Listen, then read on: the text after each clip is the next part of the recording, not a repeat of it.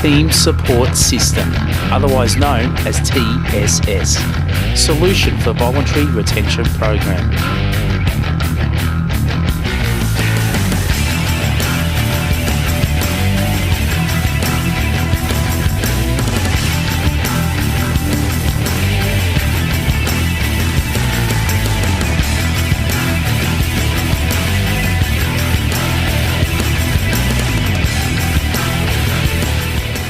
Once each team has selected, a parent workshop is organised and TSS is educated. The workshop is made up of case scenarios. Soccer, the team support system. Gone are the days when the coach of the team had to function not only in their own role, but then had to fulfil the role of the team manager, secretary, equipment manager, and at times also to be the first aid officer.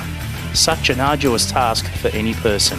At Oakley Cannons Juniors FC, all teams have been asked to fill these other roles with parents from within their own team in order to provide a supportive structure for the coach and for the children.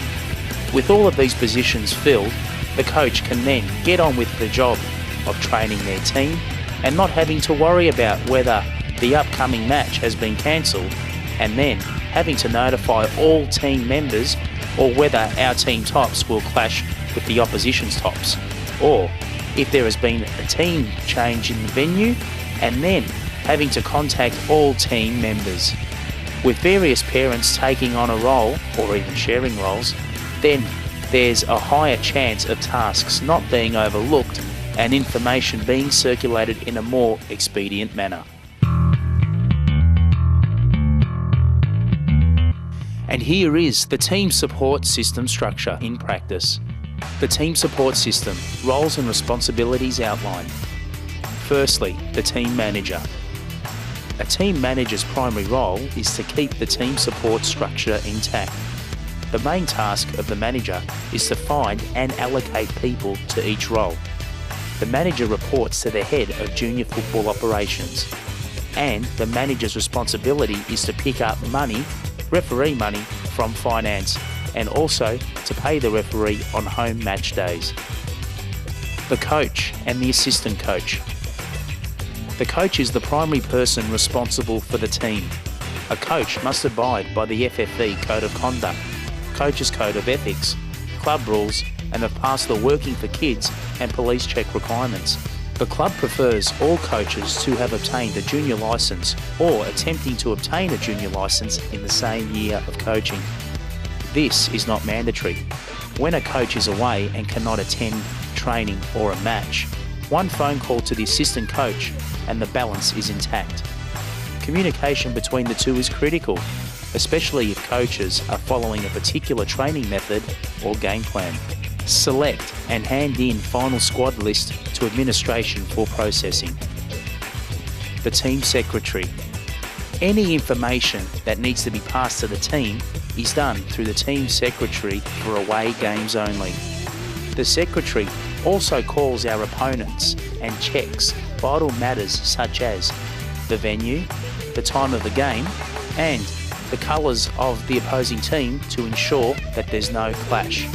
The team secretary must also hold a copy of the club directory, identification booklets and match day books and ensure they're maintained at all times. And it's also handy for the secretary to always hold a copy of FIFA's Laws of the Game at all times. The team equipment manager. The equipment manager takes care of all equipment allocated to their team. Training balls, cones, bibs, home and away jumpers, water bottle holders, match balls and refreshments.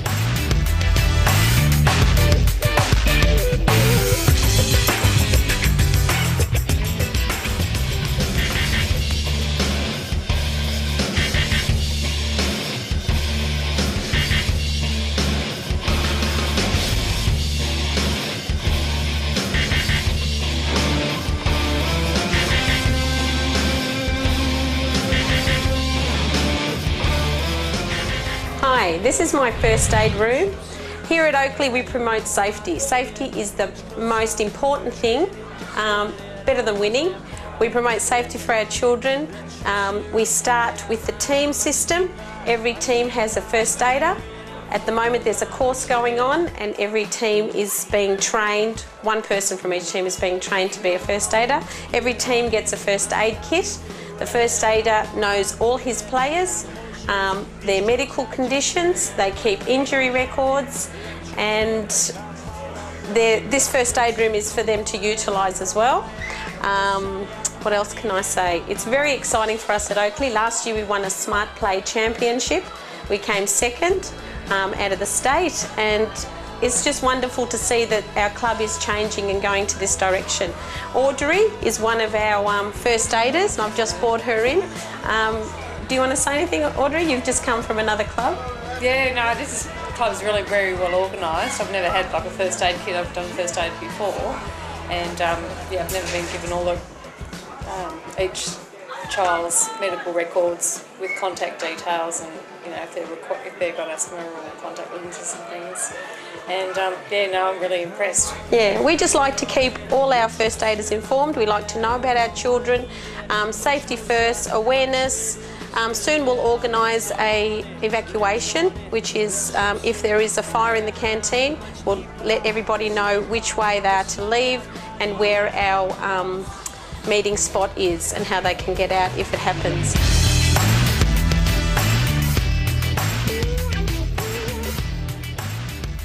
The First Aid Officer. Safety is our highest priority. This person must be present at all matches and keep their supplies checked, maintained and up to date. The First Aid Officer reports to the Risk Management Unit. The First Aid Officer must ensure that the stretcher is placed near the home and away coaching boxes or dugouts on match days. And, importantly, the First Aid Officer must be qualified. The club regularly organises first aid training courses plus annual refresher courses to ensure all first aid officers remain fully qualified for match days.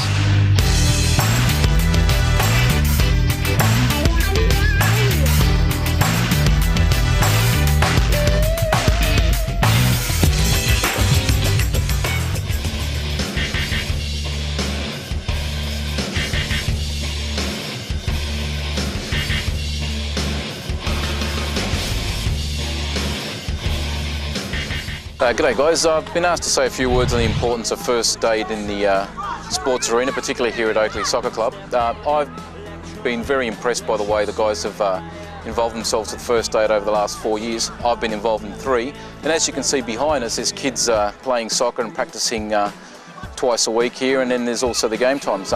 Here at Oakley Soccer Club, they've involved themselves in all facets of first aid training to assist with anything that may go wrong with the children, obviously here with just that unexpected accident, illnesses that are pre-existing conditions like asthma and so forth. And also we must remember that there's a lot of people that come to watch the games here that are quite elderly nowadays, so it's not uncommon that in the unfortunate event that someone does have a cardiac arrest or a heart attack or some sort of problem, that there's people here that can cope with the situation and act quite quickly. Here at Oakley Soccer Club, they've already trained 3 sets of people and they're training every year. But apart from the first aid training, they've also involved themselves in fire training, in safety awareness, in assembly points. So if something should happen here in a major way, they're actually quite prepared for any sort of issue that can go wrong. So I've found that a very, very positive step, and probably from my own personal experiences, this club actually trains more people than I've seen in any other club.